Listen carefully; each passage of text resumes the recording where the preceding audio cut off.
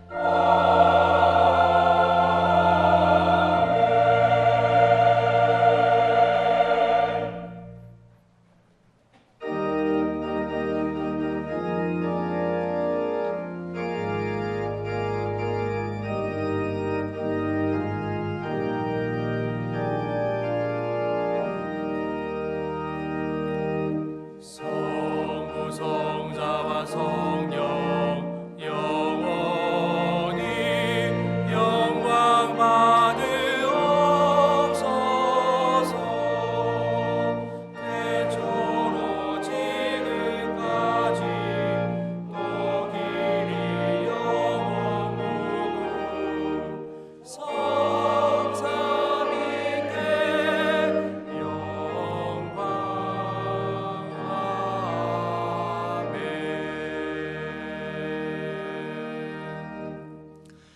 다 같이 참여의 기도를 드리겠습니다. 하나님 아버지, 저희는 늘 무지하면서도 교만했습니다. 낮아지신 예수님을 본받지 못하고 높은 자리만 탐하였습니다. 저희의 교만과 욕심을 용서하여 주시고 이제 주님의 낮아지심만을 따르게 하옵소서. 이제는 하나님께 저희 각자의 죄를 참회하며 계속 기도드립니다.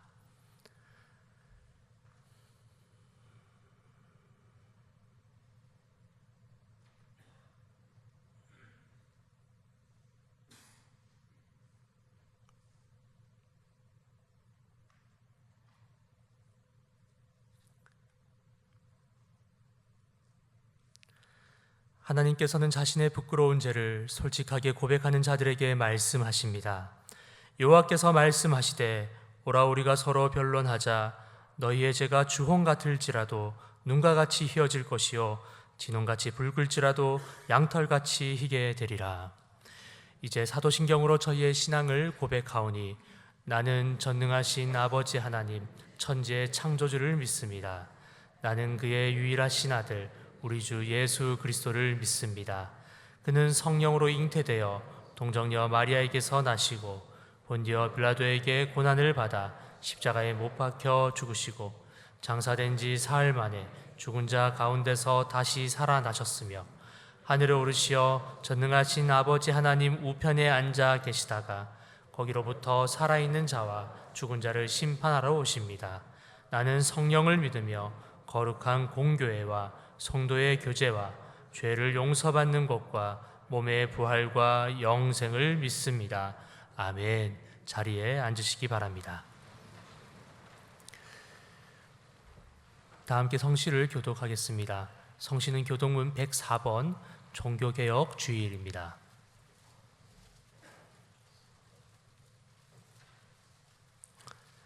나의 힘이신 여호와여, 내가 주를 사랑하나이다.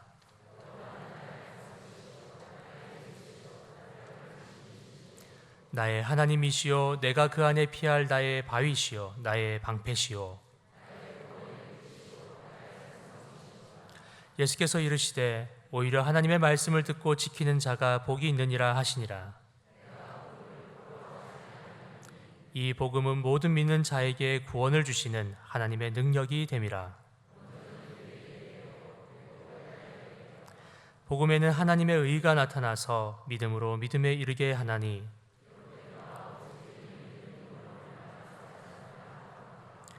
너희가 내 말에 거하면 참으로 내 제자가 되고 우리 주 예수 그리스도로 말미암아 우리에게 승리를 주시는 하나님께 감사하노니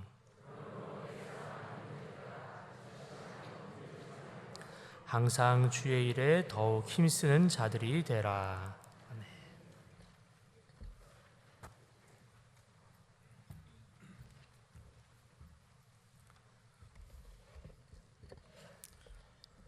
사랑과 은혜가 충만하신 하나님 아버지, 10월의 마지막 주 종교개혁주일 오브로 모여 하나님께서 주신 풍요로운 자연과 아름다운 결실을 통해 모든 것을 아끼지 않고 우리를 위해 내어주시는 하나님께 모든 영광과 존귀를 올려드리오니 홀로 영광받아 주시옵소서. 신령과 진리로 예배하기를 원하시는 하나님께서 죄로 말미암아 얼룩진 우리의 생각과 마음을 정결케 하셔서 저희를 온전한 예배자로 세워 주옵소서. 하나님 아버지, 오이코스 말씀을 통하여 날마다 하나님의 말씀을 깊이 새기며 우리가 나아갈 바를 알게 하시고 일상의 삶 속에서 하나님을 높이는 성도로 살아갈 수 있도록 인도하여 주옵소서. 성령의 바람, 전도의 바람 불어오소서라는 주제로 계속되는 전도 캠페인에 동참하여 하늘의 밀이 땅에 떨어져 많은 열매를 맺는 것처럼 우리가 전도하지 않으면 안 된다는 마음을 갖게 하시고 복음 전파에 따른 어떤 고난도 능히 이겨내는 힘을 주셔서 주님을 따르는 참된 제자가 되게 하옵소서. 복의 근원이 되시는 하나님 아버지, 계속되는 전쟁과 지진, 세계적인 경제 위기로 인해 풍요 속에 빈곤을 경험하는 많은 사람들이 있습니다. 저들을 불쌍히 여기사 만나주시고 회복시켜 주시옵소서. 나라를 이끌어가는 위정자들에게 지혜와 분별력을 주셔서 하나님을 경외하며 국정을 잘 이끌어갈 수 있도록 역사하여 주옵소서. 특별히 빈곤과 굶주림, 억압과 고통 속에 있는 북한 주민을 불쌍히 여기사 하루속히 복음통이 될 수 있도록 하나님의 위로와 은총을 내려 주옵소서. 주님의 몸된 교회를 위해 기도드립니다. 일찍이 주님의 크신 뜻과 계획이 계셔서 이곳에 우리 교회를 허락하시고 귀한 소명과 사역을 감당하게 하셨사오니 그리스도의 사랑을 실천하며 세상 속에서 그리스도의 향기를 드러내는 신실한 공동체가 되게 하여 주옵소서. 이러한 때에 교회의 80주년을 바라보며 기념사업이 진행되고 있사오니 이 사역을 통해 영락교회를 세우신 하나님의 온전한 뜻과 계획이 있음을 알게 하셔서 모든 성도들이 자원하는 마음으로 참여하여 아름다운 열매를 맺는 선교적 교회가 되게 하여 주옵소서. 다음 주부터 항저원직 선거가 진행되오니 주님의 신실한 일꾼을 뽑는 일에 참여하여 모든 과정이 공정하며 축제의 한마당이 되게 하여 주시옵소서. 이 시간 성경을 이루시기 위하여라는 지하의 말씀을 전하시는 위 목사님에게 권세와 권능을 입히셔서 우리의 영혼과 삶이 변화되게 하옵시며 영적인 성장과 말씀의 열매를 맺는 한 주간이 되게 하옵소서. 하나님 앞에 드리는 베들레헴 찬양대의 찬양을 기쁘게 받아주시고 우리 모두의 간절한 신앙 고백이 되게 하여 주시옵소서. 드러나지 않는 섬김을 헌신하는 성도들 기억하옵시며 위로와 평강의 하나님께서 함께하여 주시옵소서. 이 모든 말씀의 주인이신 예수님의 이름으로 기도드립니다. 아멘.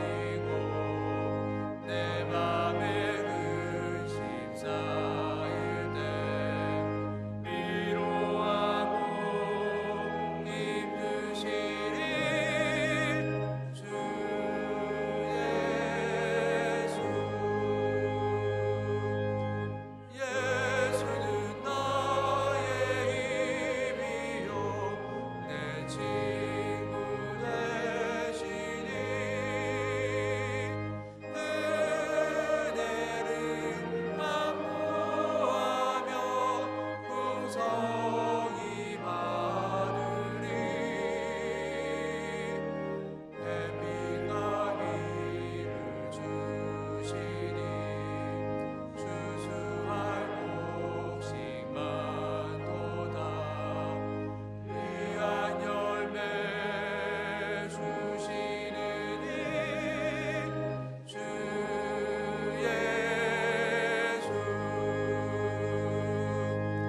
예수는 나의 힘이요 내 기쁨 되시니 그 명령을 준행하여 늘 충성하겠네 주야로 보호하시며 바른 길 가게 하시니 의지하고 따라가리 주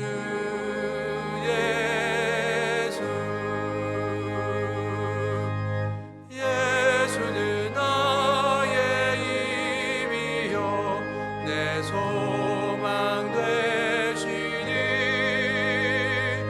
이 세상을 떠나갈 때 고영생 얻으리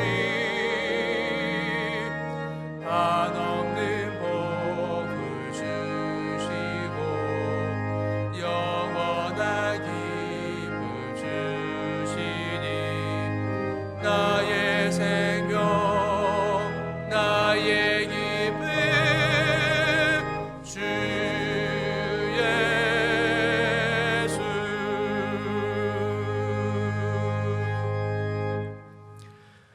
오늘 저희에게 주시는 하나님의 말씀은 신약 성경 마태복음 26장 47절부터 56절까지의 말씀입니다. 마태복음 26장 47절부터 56절까지의 말씀입니다. 하나님의 말씀을 봉독합니다. 말씀하실 때 12 중에 하나인 유다가 왔는데 대제사장들과 백성의 장로들에게서 파송된 큰 무리가 칼과 몽치를 가지고 그와 함께 하였더라. 예수를 파는 자가 그들에게 군호를 짜 이르되 내가 입맞추는 자가 그이니 그를 잡으라 한지라. 곧 예수께 나와 랍비여 안녕하시옵니까 하고 입을 맞추니 예수께서 이르시되 친구여 내가 무엇을 하려고 왔는지 행하라 하신대 이에 그들이 나와 예수께 손을 대어 잡는지라. 예수와 함께 있던 자 중에 하나가 손을 펴 칼을 빼어 대제사장의 종을 쳐 그 길을 떨어뜨리니 이에 예수께서 이르시되 내 칼을 도로 칼집에 꽂으라. 칼을 가지는 자는 다 칼로 망하느니라. 너는 내가 내 아버지께 구하여 지금 12군단 더 되는 천사를 보내시게 할 수 없는 줄로 아느냐. 내가 만일 그렇게 하면 이런 일이 있으리라 한 성경이 어떻게 이루어지겠느냐 하시더라. 그때 예수께서 무리에게 말씀하시되 너희가 강도를 잡는 것 같이 칼과 몽치를 가지고 나를 잡으러 나왔느냐. 내가 날마다 성전에 앉아 가르쳤으되 너희가 나를 잡지 아니하였도다. 그러나 이렇게 된 것은 다 선지자들의 글을 이루려 함이니라 하시더라. 이에 제자들이 다 예수를 버리고 도망하니라. 하나님께서 이 말씀을 통하여 저희에게 은혜 주시기를 원합니다.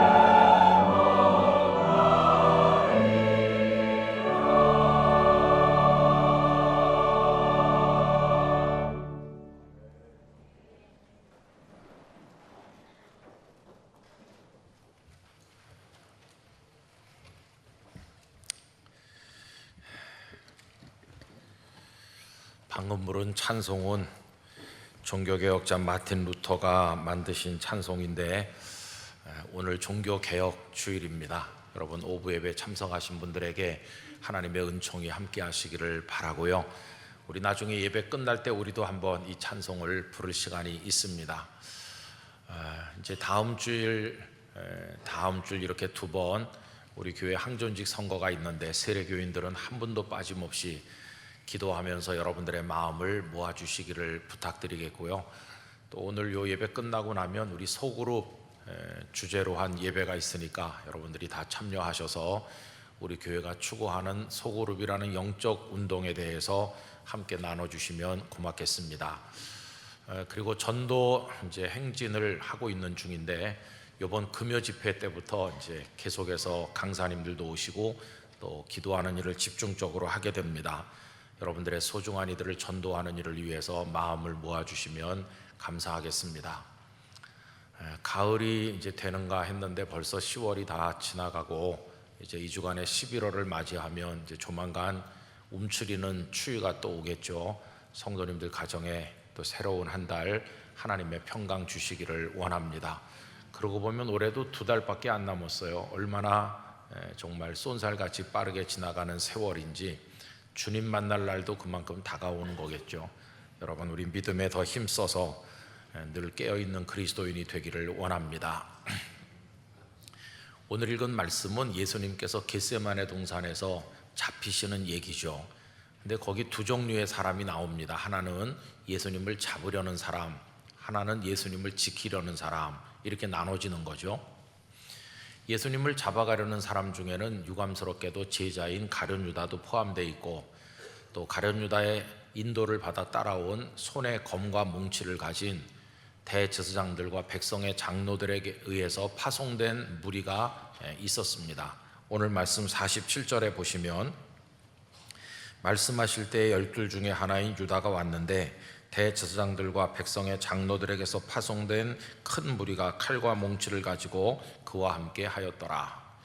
근데 그때는 어두울 때이기 때문에 누가 예수님인지 분간이 잘 안 되니까 미리 짰어요. 유다가 내가 키스하는 사람이 예수니까 잡으라.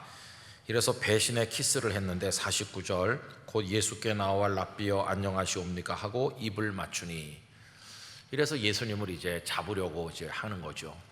그런가 하면 예수님을 지키려는 자도 있는데 51절 예수와 함께 있던 자 중에 하나가 손을 펴 칼을 빼어 대제사장의 종을 쳐 그 귀를 떨어뜨리니, 여기는 나오지 않지만 요한복음 18장 10절은 이 칼을 휘두른 사람이 베드로라고 말씀하고 있습니다.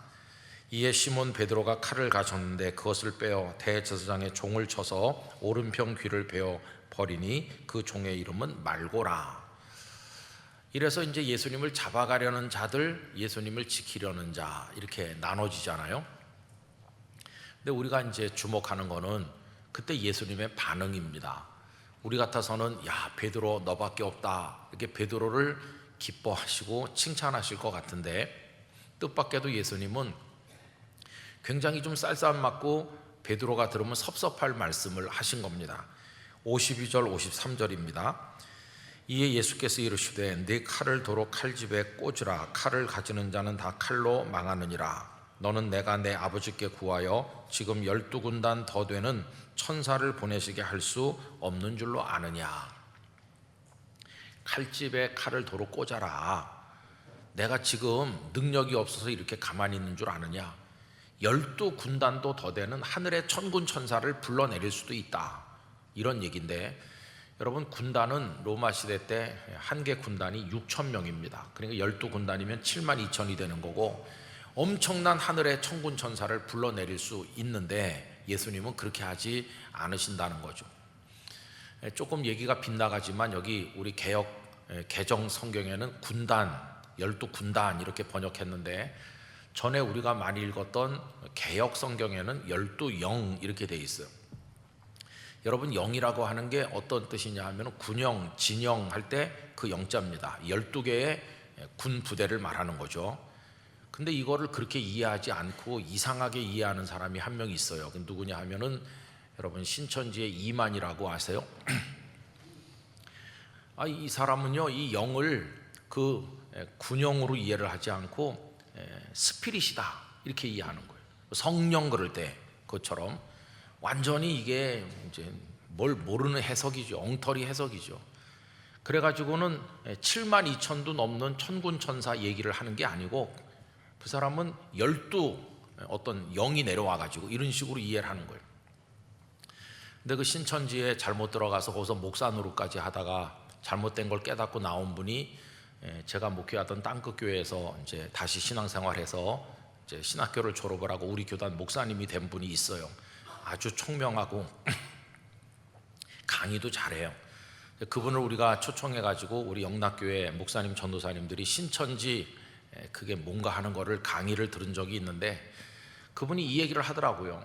그 이만희 교주에게 물어봤대. 이거는 잘못된 거라고. 이거 분명히 성경을 보면은 영어 성경만 봐도 이게 스피릿이 아니라는 걸 알 수 있는데 왜 이렇게 잘못 가르치냐고 고쳐야 된다고 그랬더니 화를 버럭 내더라는 거예요. 그래서 여러분 신천지는요 개역 개정 성경을 못 읽게 합니다. 영어 성경도 못 읽게 하고 오로지 개역 성경만 읽으라고 그래요. 여러분 여기 오시길 참 잘하셨어요. 거기 가면 순 엉터리예요. 말도 안 되는 걸 가르치는데 그걸 진리라고 그러는 사람이 많으니 참 어처구니가 없어요. 젊은 사람들은 성경 펴놓고 영어 성경 뭐 이렇게 대조해보면 금방 알걸. 그렇게 어리석은지 말할 수가 없어요. 자, 이제 그 얘기는 그만 해놓고 다시 본래 얘기로 돌아와서 이제 베드로에게 칼집에 칼을 도로 꽂으라 이제 이렇게 말씀하는 거죠. 그럼 왜 이렇게 하실까요? 그건 예수님께는 지금 당신이 뭐 위험한가 잡혀가시나 이런 데는 별로 관심이 없으세요. 이때 예수님의 최대 관심은 우리를 구원하는 겁니다. 당신이 이 땅에 오신 목적이 우리를 구원하는 거기 때문에 우리 죄를 씻어주시기 위해서 십자가에 지시고 보혈을 흘리시고 부활하셔서 영생을 주시려는 거거든요. 근데 그게 전부 다 구약 성경에 예언된 거 아닙니까? 그러니까 지금 예수님의 관심은 구약 성경이 성취돼서 그래서 우리를 위한 구원의 역사가 이루어져 가지고 우리 인생들이 구원받게 하는 거, 그게 오로지 예수님의 관심사예요. 성경이 이루어져야 된다 그 얘기거든요. 여러분 54절 말씀은 우리 다 같이 읽겠습니다. 내가 만일 그렇게 하면 이런 일이 있으리라 한 성경이 어떻게 이루어지겠느냐 하시더라. 하늘에 12군영도 더 되는 12그 7만 2천이 넘는 엄청난 천군 천사가 내려와서 이 사람들을 멸하고 내가 십자가를 안 지고 그러면 어떻게 내가 죽어서 너희들 구원할 거라고 하는 성경이 이루어질 수 있겠느냐. 성경이 이루어져야 된다 그 얘기입니다. 같은 맥락의 말씀이 55절과 56절에 이어지죠. 그때 예수께서 무리에게 말씀하시되 너희가 강도를 잡는 것 같이 칼과 몽치를 가지고 나를 잡으러 나왔느냐. 내가 날마다 성전에 앉아 가르쳤으되 너희가 나를 잡지 아니하였도다. 그러나 이렇게 된 것은 다 선지자들의 글을 이루려 함이니라. 선지자들의 글을 이룬다는 것도 똑같잖아요. 이사야, 예레미야 선지자들의 글이고 성경 아닙니까? 성경이 이루어지도록 하는 거다 이렇게 말씀하는 거죠. 그래서 여러분 예수님의 최대 관심은 하나님의 말씀 성경대로 다 성취되고 이루어져서 우리를 위한 구원의 길이 활짝 열려서 우리가 구원받게 되는 거, 이게 예수님께서 가장 원하셨던 것이에요. 오직 성경이 성취되게 하라. 여러분 이렇게 예수님의 그 성경에 대한 집념을 우리가 보면서 성경을 가만히 보면 예수님의 생애 자체가 성경대로 이 땅에 오셔서 성경대로 사시고 십자가 지고 부활하시고 승천하셨다는 것을 알게 돼요. 모든 게 성경대로입니다. 고린도전서 15장 3절 4절에 보면 이렇습니다. 내가 받은 것을 먼저 너희에게 전하였노니 이는 성경대로, 이렇게 나오죠. 성경대로 그리스도께서 우리 죄를 위하여 죽으시고 장사 지낸 바 되셨다가 성경대로 사흘 만에 살아나사. 전부 성경의 성취입니다. 전에도 언젠가 말씀드린 것처럼 예수님이 태어날 때부터 다 예언돼 있잖아요. 처녀 몸을 통해 나실 거, 이사야 7장 14절. 그러므로 주께서 친히 징조를 너희에게 주실 것이라. 보라, 처녀가 잉태하여 아들을 낳을 것이요 그의 이름을 임마누엘이라 하리라. 베들레헴에서 나실 거, 미가서 5장 2절. 베들레헴 에브라다야, 너는 유다 족속 중에 작을지라도 이스라엘을 다스릴 자가 네게서 네게로 나올 것이라. 그의 근본은 상고의 영원에 있느니라. 은 30개에 팔려 넘어가실 것은 스가랴 11장 12절에 나오죠. 내가 그들에게 이르되 너희가 좋게 여기거든 내 품삯을 내게 주고 그렇지 아니하거든 그만두라. 그들이 곧 은 30개를 달아서 내 품삯을 삼은지라. 우리가 받아야 될 고통과 슬픔을 대신 당하시고 그분이 찔리고 상함으로 우리가 고침받고 나음받는 것에 관해서는 이사야 53장 4절과 5절인데, 이건 우리 화면을 보면서 다 같이 읽도록 하겠습니다. 그는 실로 우리의 질고를 지고 우리의 슬픔을 당하였거늘 우리는 생각하기를 그는 징벌을 받아 하나님께 맞으며 고난을 당한다 하였노라. 그가 찔림은 우리의 허물 때문이요 그가 상함은 우리의 죄악 때문이라. 그가 징계를 받음으로 우리는 평화를 누리고 그가 채찍에 맞음으로 우리는 나음을 받았도다. 그뿐이 아니죠. 예수님 부활하실 거에 관해서는 시편 16편 10절, 이는 주께서 내 영혼을 수월에 버리지 아니하시며 주의 거룩한 자, 하나님의 아들 독생자 주의 거룩하신 메시아를 멸망시키지 않으실 것임이니이다. 그래서 예수님의 모든 삶이, 그 사역과 그 모든 것이 성경대로 성취된 것이다. 이걸 우리가 깨닫게 되는 거죠. 여러분, 오직 성경대로 이루어 나가는 이 원리는 오늘 우리 종교개혁주일인데 종교개혁의 가장 기본 원리였어요.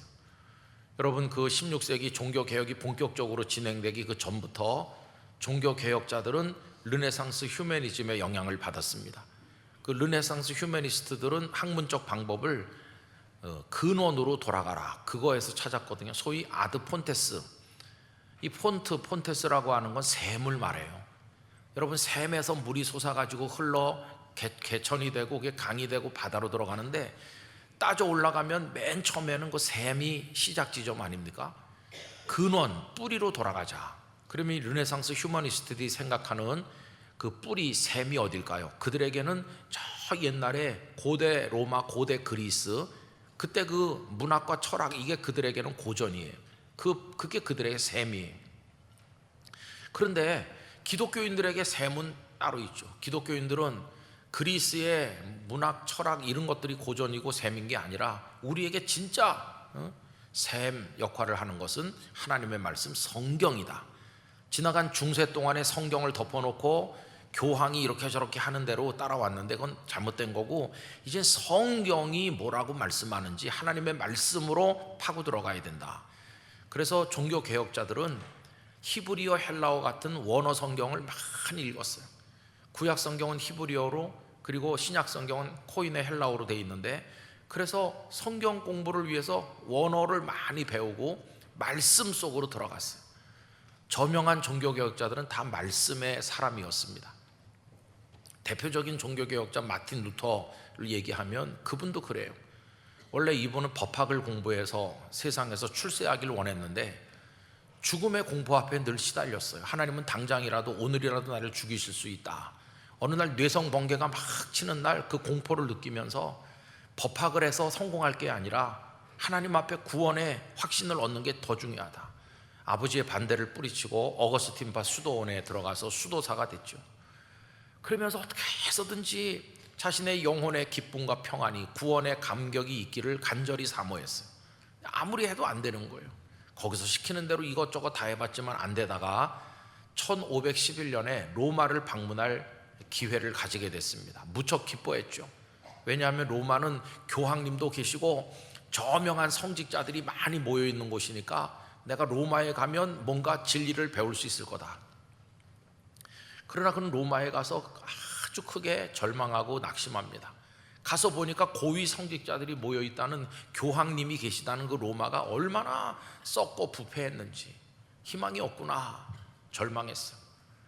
그러면서도 그는 로마에서 여러 가지 노력을 했어요. 대표적인 거가 그 라테란 대성당을 찾아가서 그 대성당 안에 있는 소위 스칼라 상타라고 하는 거룩한 계단이 있는데, 그 계단은 빌라도 총독이 살던 관저에 있었는데, 빌라도가 예수님을 재판할 때 예수님이 서 계셨다고 전해지는 그 계단이거든요. 그걸 거기다 옮겨서 설치했다, 이렇게 전해지는 계단이 있어요. 전부 28개로 되어 있습니다.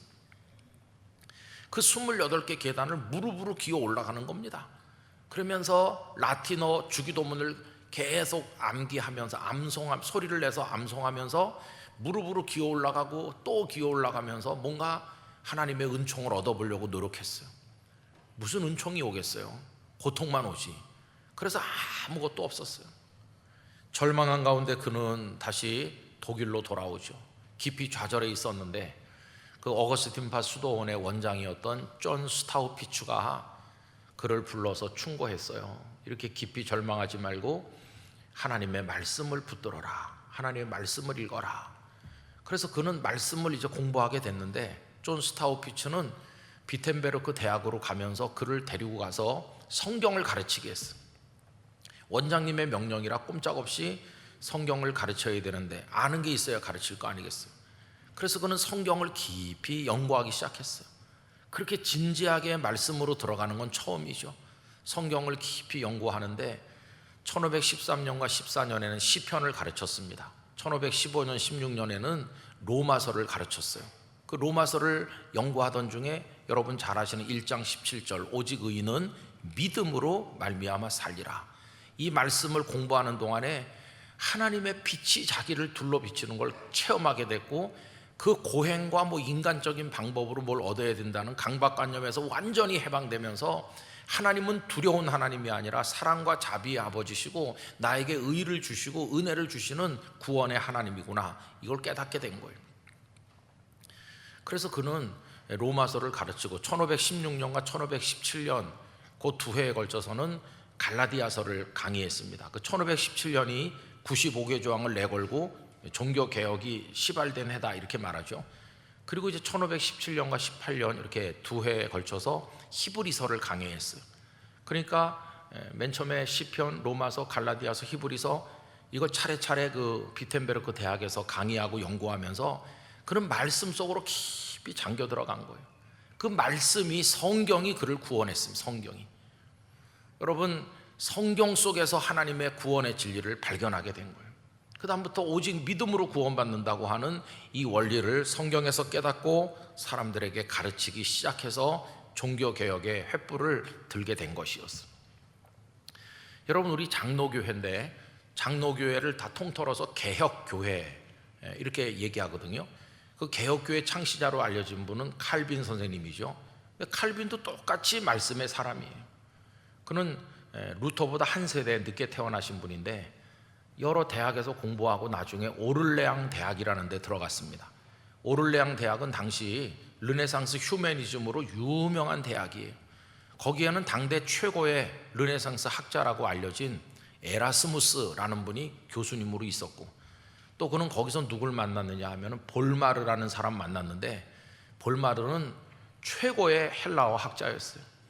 이 칼빈은 볼마르에게서 헬라어를 능통하도록 공부했습니다. 그건 자기에게 주어진 몇 안 되는 축복 중에 하나라고 그렇게 고백했어요. 볼마르에게서 헬라어를 아주 능숙하게 공부한 다음에 그는 성경을 천주교회, 캐톨릭교회가 읽는 라틴어 성경, 그 라틴 불가타 성경을 읽지 않고 그 성경, 헬라어 성경을 연구하기 시작했어요. 그러면서 아주 굉장한 것들을 많이 발견해냈죠. 얼마나 캐톨릭 교회가 성경을 잘못 해석하고 가르치는가를 알게 됐어요. 예를 하나 들면 고린도후서 7장 10절에 보면 구원에 이르게 하는 회개라는 대목이 나옵니다. 회개하면 구원에 이른다는 거죠. 근데 문제는 회개가 뭐냐 하는 것이에요. 근데 그 라틴어 성경을 읽었던 캐톨릭 교회에서는 그 회개를 고행이라고 이해했어요. 무릎으로 올라가는 것도 고행이고 금식하는 것도 고행이고 하루에 몇 시간씩 뭐 하라 이런 게 다 고행인데 인간의 힘으로 하는 거잖아요. 인간의 힘으로 뭔가 하는 게 그게 고행이고 고행을 하면 구원에 이른다, 이런 이상한 논리를 만든 거예요. 근데 칼빈은 성경을 계속 이렇게 깊이 읽으면서 그게 아니라는 걸 알게 됐어요. 회개는 그런 게 아니다. 인간의 힘으로 자기를 학대하고 밥을 굶고 이런 게 고행, 그게 회개가 아니다. 진정한 회개는 하나님의 은혜 가운데 성령의 감화 감동 가운데서 내 자신이 얼마나 희망 없는 더러운 죄인인지 자기가 멸망하는 죄인이라는 걸 깨닫는 데서 시작하는 거다. 그 고행하는 거랑 반대잖아요. 고행은 자기가 노력을 해갖고 뭘 하겠다는 거고, 이 칼빈이 가르치는 건 희망 없는 죄인이라는 거. 이 죄인됨을 발견하고 가슴을 치면서 하나님 앞에 통회하고 자복하고 이런 건데, 그 참회하는 마음, 아파하는 마음, 자기의 죄 때문에 괴로워하는 마음, 그게 첫 단계다. 그게 꿀바. 그 다음에 뭐냐 하면 그 마음속에 있는 그 모든 죄를 주님의 보좌 앞에 나가서 다 토해내듯 쏟아놓는 거죠. 자복하고 통회하고 자기 입으로 고백하는 거, 이게 그 다음 단계다. 이게 콤페시오, 고백하는 거고. 그리고 이제 마지막 단계는 그렇게 잘못된 줄 알았으면 이제 돌아서서 하나님이 기뻐하는 삶을 삶으로 하나님께 기쁨과 만족을 드리는 거다. 이걸 주장했어요. 이게 진정한 의미의 회개고, 회개를 할 때 예수 그리스도의 보혈의 공로로 씻김을 받고 구원에 이르게 된다. 여러분, 이게 지금 우리가 믿고 있는 진리 아닙니까? 그러니까 결국 루터나 칼빈 또 다른 그 저명한 종교 개혁자들 모두가 다 성경에서 시작해서 성경. 그래서 오직 성경, 솔라 스크립추라라고 하는 원칙이 세워졌고, 이제 거기서 성경에서 오직 믿음, 오직 은혜, 이런 원리들이 다 나온 것이, 성경이 모든 개혁의 기초요 출발점이었다 하는 것을 알 수 있습니다. 여러분, 수백 년이 지난 오늘에 와서 우리들의 신앙과 삶의 기준은 뭘까요? 똑같습니다. 여러분, 성경 위에 서시기를 바랍니다. 성경이요. 그래서 하나님이 세상을 창조하셨고 나를 지으셨고, 그런데 우리가 죄인이지만 하나님 우리를 사랑하셔서 예수님을 보내주셨고, 그를 믿으면 멸망하지 않고 영생을 얻고 하나님의 자녀가 되어 영원한 천국을 상속받고, 이런 내용들을 우리가 어디서 알고 믿는 겁니까? 길거리 약장사한테 들은 게 아니잖아요. 그거는 성경이 가르쳐 준 거예요. 성경이, 하나님은 우리 아버지시고 창조주이시고 예수님을 보내주셨고, 전부 성경이 가르친 걸 지금 우리가 믿고 있는 겁니다. 그러니까 성경을 가까이 하지 않으면 믿음 생활을 제대로 할 수가 없는 것이죠. 여러분, 우리 교단이 고백하는 첫 번째 고백도 그거예요. 여러분, 우리 교단 이름이나 알고 다니세요? 교단 이름 아세요? 우리 영락교회가 속한, 글쎄 잘 모르시는 분도 계실 거예요. 목사님, 내가 불교 신자가 아닌 건 맞는 것 같은데 내가 어떤 교단인지는 잘 몰라요. 그런 분도 계실 거예요. 오늘 알려드릴게요. 우리는 우리 교회 앞에 보면 대한예수교 장로회 이렇게 돼 있잖아요. 우리는 대한예수교 장로회 영락교회예요. 그러니까 우리나라에 있는 대한, 예수님을 믿는 예수교, 그리고 교회는 장로 시스템으로 움직이는 장로회에 거기 속한 영락교회다, 그런 뜻인데, 참 죄송한 것은 대한예수교 장로회가 하나만 있는 게 아니에요.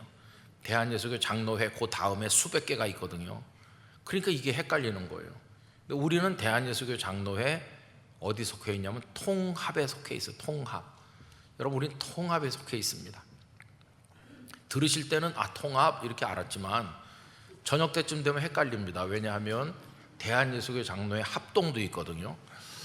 합동하고 통합하고 뭐가 다르지? 다 이렇게 하나로 뭉치는 건데 뜻이 똑같잖아요. 합동교단도 제법 커요. 그러니까 이게 혼돈이 오는 거예요. 그러면 헷갈리지 않는 비결 하나 알려드릴게요. 우린 통합인데 통자만 기억하시면 돼요. 우리는 오로지 복음 통일 이렇게 하니까 통자만 기억하시면 돼요. 통, 우리의 소원은 통일이다. 통합책인 거예요.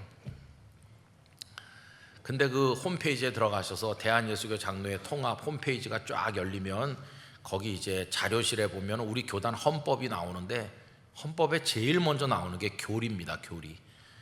교리가 이제 시작되면서 그 제1장이 사도신경, 우리는 사도신경을 고백한다. 그리고 제2장에 이제 교리들이 구체적으로 나오는데, 첫 번째가 뭔지 아세요? 맨 처음에 나오는 게 오늘 말씀드린 이겁니다. 제가 읽어볼게요. 신구약 성경은, 이게 중요한 게 구약 성경만도 아니고 신약 성경만도 아니고 구약과 신약 전부 다 그런 뜻이에요. 신구약 성경은 사람의 책이 아니고 하나님의 말씀이니, 신구약 성경은 하나님의 말씀이니. 여러분, 이건 몇만 원 주면 사는 책이고 종이에다 인쇄한 책이지만 이게 단지 책이 아니라 하나님의 말씀인 줄 믿으시잖아요. 신구약 성경은 하나님의 말씀이니, 그 다음에 보면 신앙과, 무엇을 믿을 것인가 할 때 신앙과 행위, 어떻게 행동하며 살 것인가 할 때 그 행위, 신앙과 행위에 대하여 정확 무오한 오류가 전혀 없는 유일의 말씀이다. 이렇게 나와 있어요. 신구약 성경은 하나님의 말씀이니 신앙과 행위에 대하여 정황무오한 유일의 법칙, 그런 게 제일 먼저 나오는 거예요. 그러니까 뭘 믿을까? 성경대로. 어떻게 행동하며 살까? 성경대로. 그게 우리의 원리인 것이. 자, 그렇게 해야 되는데 왜 이게 잘 안 될까요? 그거는 내 생각이 너무 많아서 그래요. 내 선입견, 어떤 나의 주관적 판단, 우리 집안에선 그렇게 안 했다, 과거의 전통과 관습, 어떤 뭐 풍속, 이런 것들, 이게 너무 강하니까 성경은 그렇게 말씀하지만 내 생각은 다릅니다. 그러면 이게 오직 성경대로 살 수가 없는 거죠.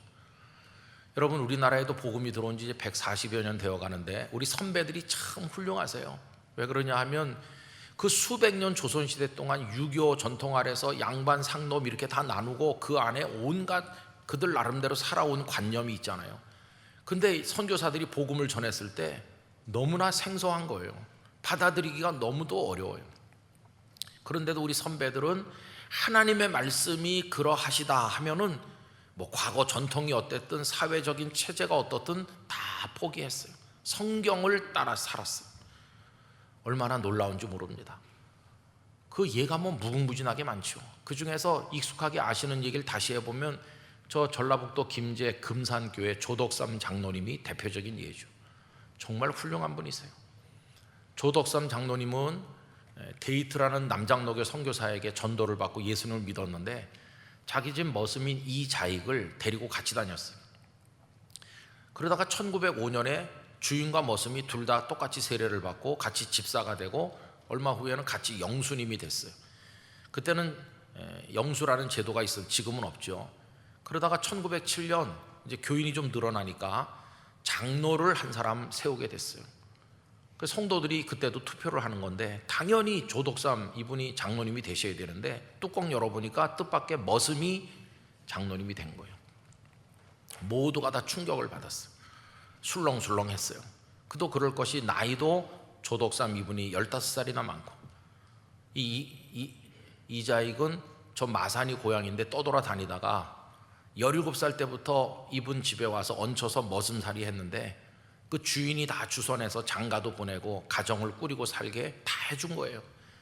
조덕삼 이분은 그 교회가 세워질 때 교회 터를 제공했고 예배당을 지었고 그 마을 사람 중에 대부분이 다 이분 땅에서 농사를 짓는 소작을 하고 이분이 교회 재정도 거의 다 담당하고 누가 봐도 양반이고 공부도 많이 하고 큰 부자인 조덕삼이 장로가 돼야 될 것 같은데 그 집 머슴이 된 거예요. 근데 여러분, 그날 이 조덕삼 성도가 그 교인들 앞에 나와가지고 얘기를 하는 거예요. 여러분, 오늘 우리 금산교회는 역사에 남을 위대한 일을 했습니다. 그것은 우리 사랑으로 기도하면서 이자익 형제를 장로님으로 세운 겁니다. 비록 이분이 우리 집의 머슴일지라도 하나님을 사랑하는 마음과 신앙의 열정이 저를 몇 배나 뛰어난, 저보다 뛰어난 그런 분입니다. 성경에 우린 다 차별 없이 하나님의 자녀라고 그랬고 각각 자기보다 남을 더 훌륭하게 여겨주라고 말씀했는데 성경이 그런데 우리는 그걸 실천한 겁니다. 오늘 우리 교회는 참 훌륭한 일을 했고 이제 제가 저 이자익 장로님을 모시고 교회를 잘 받들도록 하겠습니다. 이렇게 감동적인 일이 일어났어요. 그리고 2년 지나서 1909년에 조덕삼 이분도 장로님이 되셨어요. 장로님이 된 다음에 이자익 장로에게 당신은 목사님이 꼭 돼야 된다고, 나는 나이 들어서 안 되지만 당신은 꼭 평양신학교 가서 공부하고 이 땅을 살리는 주의 종이 되라. 그래 보내고 모든 학비며 모든 걸 다 대주고 그 이자익 목사님이 된 다음에 목사 안수를 받은 다음에 정중하게 다시 금산교회 이번에는 그 목회자로 모셔온 거예요. 목회자로 청빙을 해갖고 그 머슴 출신의 목사님을 모시고 얼마나 충성스럽게 교회를 받들었는지 전설 같은 아름다운 이야기를 남긴 거죠. 그 집안이 큰 축복을 받았죠. 이자익 목사님도 그 신앙과 인품이 얼마나 뛰어난 분으로 성장했는지 머슴 출신이었지만 유일하게 한국 사람 중에 총회장을 3번이나 지내신 분이 됐고, 신사참배 거부하고 그 창씨 계명과 맞서면서 생명을 내걸고 믿음의 지조를 지킨 목사님이 됐고, 고초를 많이 겪었지만 나중에 그분은 1954년에 대전에다가 신학교를 세웠는데, 우리 교단 대전신학대학교가 이자익 목사님이 설립한 거죠.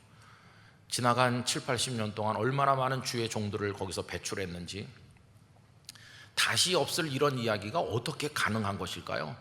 다른 게 아니었어요. 하나님의 말씀이 그러하시다 그러면 다 포기하는 거예요. 어떤 의견이 있어도, 어떤 사람의 생각이 있어도 하나님의 말씀이 그러하다고 하면은 그냥 종치는 거예요. 거기서 다 내려놔야 돼요. 여러분, 그게 예수님을 믿는 것이에요. 우리가 신앙의 궤도에서 이탈했을 때 다시 내 신앙을 개혁하고 다시 제자리로 돌아오는 방법 간단합니다. 말씀으로 돌아오면 되는 것이에요. 말씀으로. 오늘 종교개혁주일인데 개혁의 원리가 뭐냐? 성경뿐이에요. 개혁의 원리. 루터 때도 그랬고 지금 우리 때도 마찬가지. 우리 교회는 연초부터 말씀대로 행진하기 위해서 표를 정하고 노력했는데, 말씀대로만 잘하면 우리는 날마다 개혁되고 새로워지는 개인, 가정, 교회를 이룰 수 있을 것이에요. 여러분, 하나님의 말씀으로 돌아오시기 바랍니다.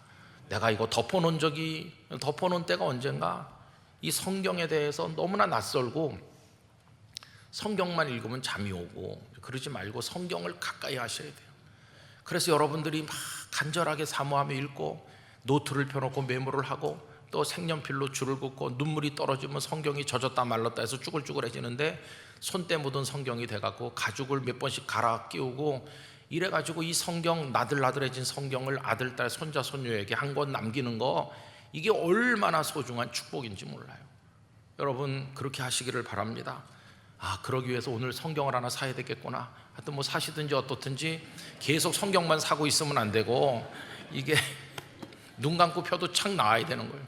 새 성경은 잘 안 펴집니다. 새 성경은 이렇게 하고 계속 넘겨야 되는데, 손에 익은 성경, 내 영혼이 거기 담겨있는 그런 성경.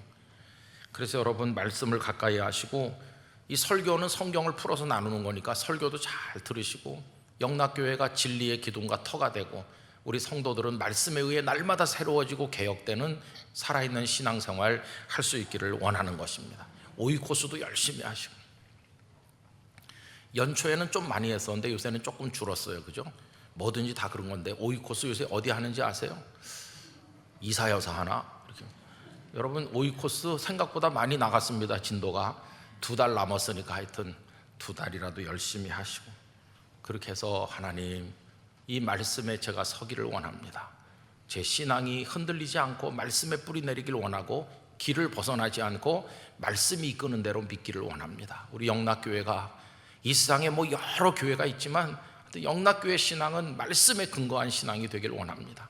성도들이 말씀 붙들고 순종하면 하나님의 은혜와 축복이 임하고 우리 교회가 불같이 일어나고 이 시대에 기준이 되는 교회로 하나님을 섬길 수 있게 될 줄 믿습니다. 오직 성경으로 이 종교개혁의 원리를 우리 가슴에 품게 되기를 간절히 축원합니다. 기도하겠습니다.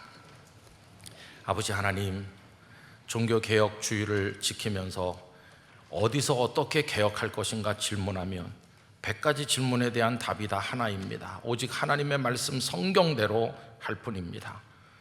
성경대로 믿게 하시고, 성경대로 행하게 하시고, 성경대로 부응하고 복을 받도록 우리 개인과 가정과 교회를 축복해 주옵소서. 예수님 이름으로 기도드리옵나이다. 아멘.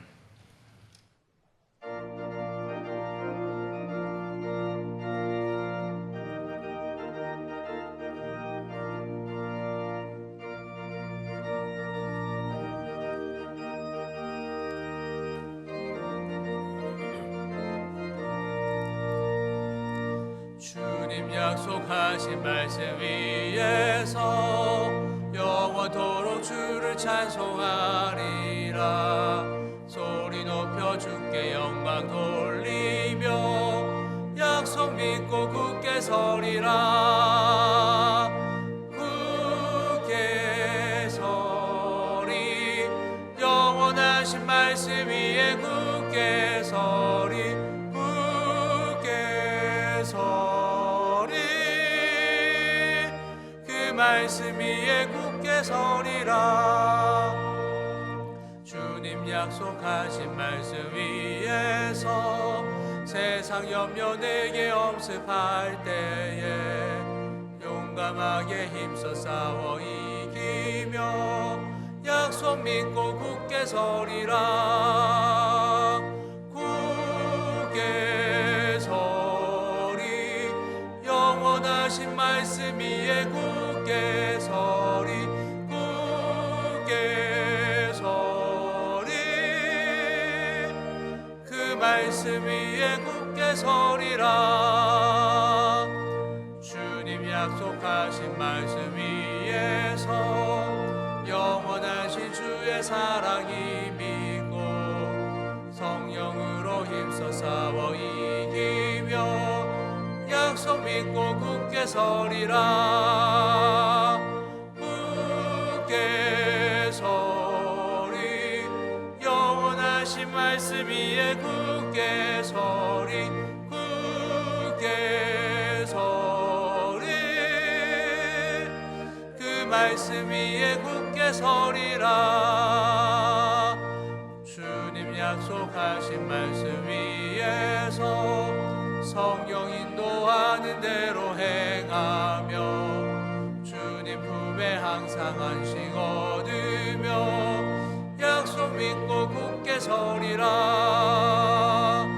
굳게 서리 영원하신 말씀 위에 굳게 서리.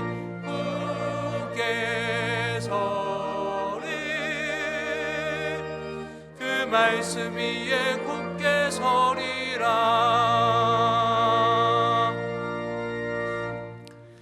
이제 준비하신 주일헌금을 드리겠습니다. 온라인으로도 드리실 수 있습니다.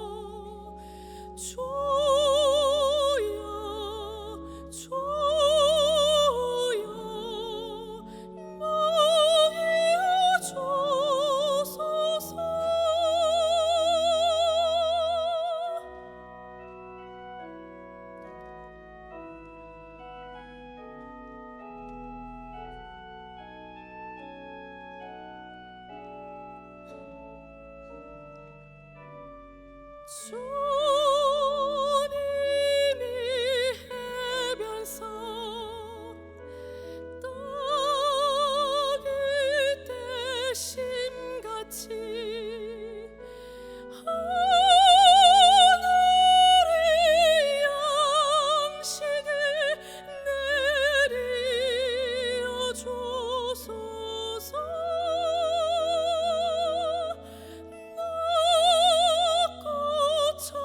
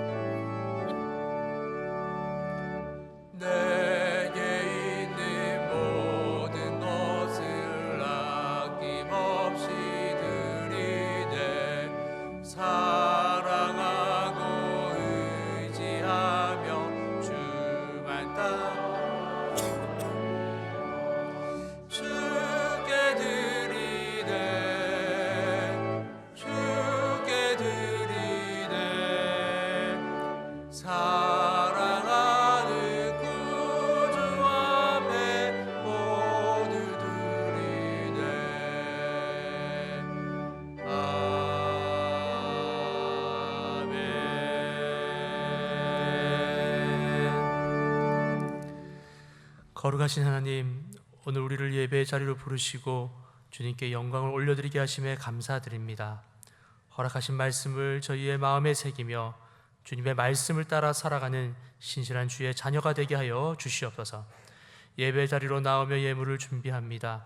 준비되어진 주일 헌금과 더불어 각각의 예물들을 주님 기뻐 받아주시고 이 모든 성김과 헌신을 통해 교회와 가정이 온전히 세워져 나갈 수 있도록 이끌어 주시옵소서. 주께서 삶의 여정 가운데도 함께하여 주시사 저희의 판단이 아니라 오직 주께서 허락하신 눈으로 삶을 바라보게 하여 주시옵소서. 모든 영광을 주님 앞에 올려드리며 예수님의 이름으로 봉헌기도 드립니다. 아멘. 자리에 앉으시기 바랍니다. 자원봉사부 주일 우선 주차제 영상을 시청하시겠습니다.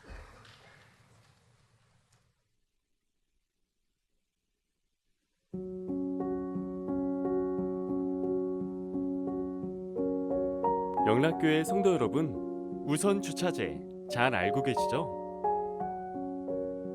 저희 영락교회는 교회 주차로 인한 대내외적인 문제, 특별히 예배 시간 사이의 주차 문제와 주차로 인해 소외받는 이들에게 도움을 주고자 작년 11월부터 현재까지 우선 주차제를 시행하고 있습니다.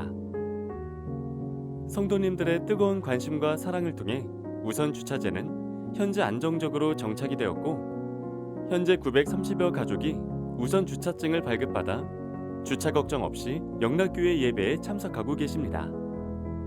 더 나아가 주일 우선 주차제가 안정되고 더 나은 방향으로 변화하기 위해 성도 여러분들의 이해와 도움을 구하고자 합니다.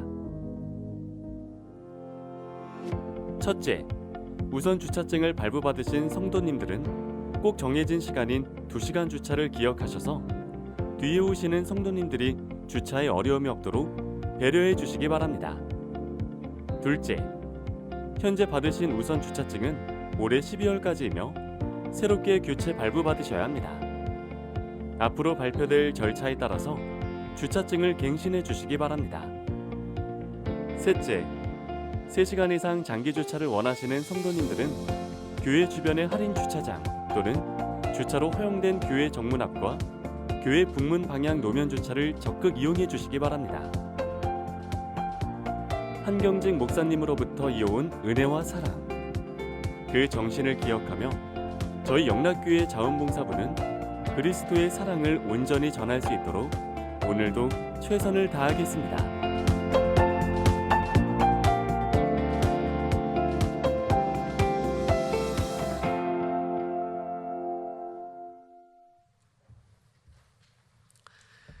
새가족 여러분을 주님의 이름으로 환영합니다. 봉사관 1층 새가족 접수처에서 등록을 도와드립니다. 교회 홈페이지에서 새가족 등록이 가능합니다. 오늘 오후 찬양 예배는 2023 소그룹의 날 예배로 드려집니다.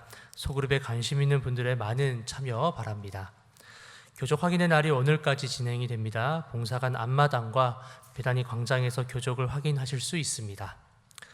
2023년 총동원 전도 캠페인 말씀 따라 전도 행진 전도의 바람 특별 금요 기도회가 이번 주 금요일 11월 3일부터 3주간 진행이 됩니다. 복음 전도와 영혼 구원을 위한 말씀과 기도의 자리에 성도님들의 많은 참여 바랍니다. 11월 4일 토요일 6시 30분 영락가족 특별 새벽 기도회가 있습니다. 많이 참여하셔서 기도로 시작하시는 한 달 되시기 바랍니다. 세례 입교식이 12월 10일 주일 찬양 예배시 본당에서 있습니다. 이를 위한 교육이 11월 12일부터 11월 12일 3일까지 4주간 봉사관 지하 예배실에서 진행되며 접수는 각 교구 전도사가 받습니다. 자세한 사항은 주보를 참고해 주시기 바랍니다. 다음 주일 찬양 예배시 성찬식이 있습니다. 기도로 준비하시기 바랍니다. 2024년 항정지 선거가 11월 5일과 12일 2주간에 걸쳐 진행이 됩니다. 예배가 끝난 후 나가실 때 공보자료를 받아가실 수 있습니다. 성도님들의 많은 참여 바랍니다. 별세자 소식입니다. 성동광 진교구 59역 고순영 성도님이 별세하셨습니다. 고인은 조영숙 은퇴권사님의 장남이 되십니다. 10월 30일 월요일 오전 7시 서울 성모병원 장례식장에서 장례 예식이 있습니다. 강북 도봉교구 8구역 김기영 권사님이 별세하셨습니다. 10월 30일 월요일 오전 10시 30분 뉴타운 장례식장에서 장례 예식이 있습니다. 서대문 은평교구 4구역 김재구 은퇴 집사님이 별세하셨습니다. 고인은 신부성 권사님의 남편이 되십니다. 10월 30일 월요일 오후 1시 청구 성심병원 장례식장에서 장례 예식이 있습니다. 슬픔을 당하신 유가족들에게 하나님의 위로가 함께 하시기를 바랍니다. 이 시간 함께 암송할 10월 말씀은 신약성경 요한계시록 1장 3절입니다. 이 예언의 말씀을 이렇게 시작합니다. 다 함께 암송합니다. 이 예언의 말씀을 읽는 자와 듣는 자와 그 가운데에 기록한 것을 지키는 자는 복이 있나니 때가 가까움이라. 요한계시록 1장 3절 말씀. 아멘. 다 같이 일어나셔서 앞뒤 좌우에 계신 분들과 인사 나누겠습니다. 말씀으로 돌아갑시다.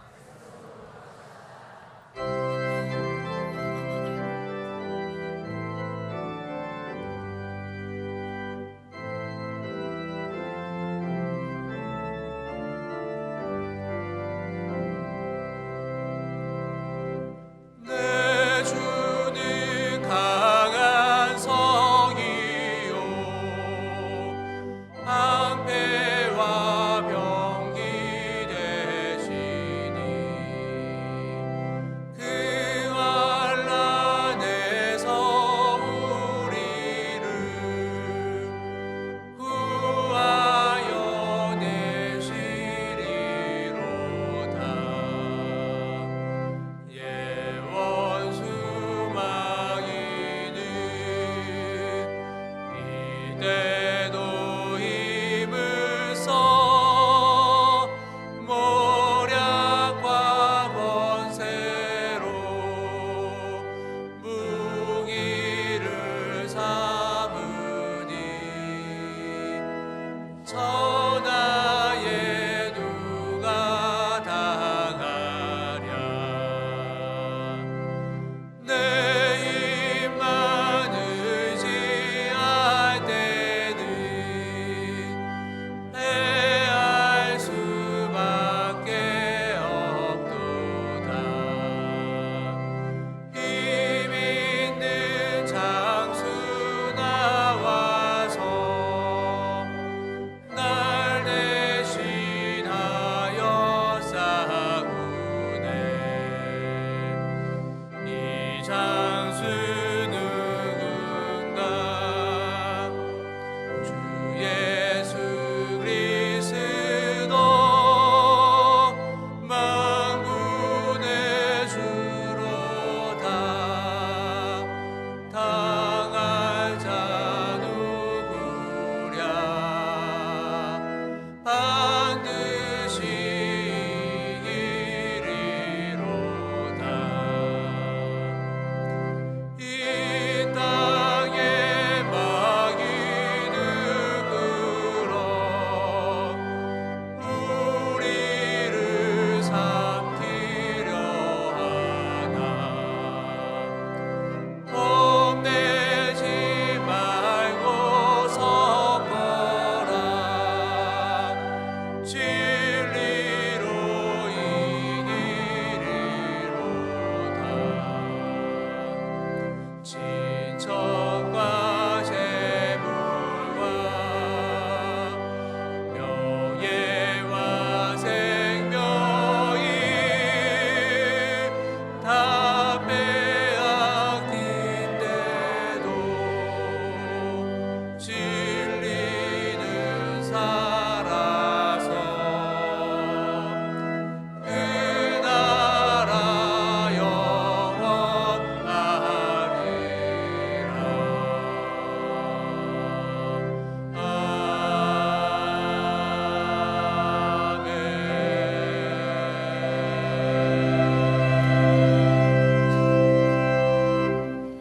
이제는 주 예수 그리스도의 은혜와 아버지 하나님의 크신 사랑과 성령님의 교통하심이 오직 말씀이 가르치는 대로 믿고 행하며 하나님의 영광을 나타내리라 다짐하는 성도님들과 이 땅의 교회들과 선교사님들 가운데 눈물로 올려드리는 많은 기도 제목 하나하나 위에 영원히 함께 하시기를 축원하옵나이다. 아멘.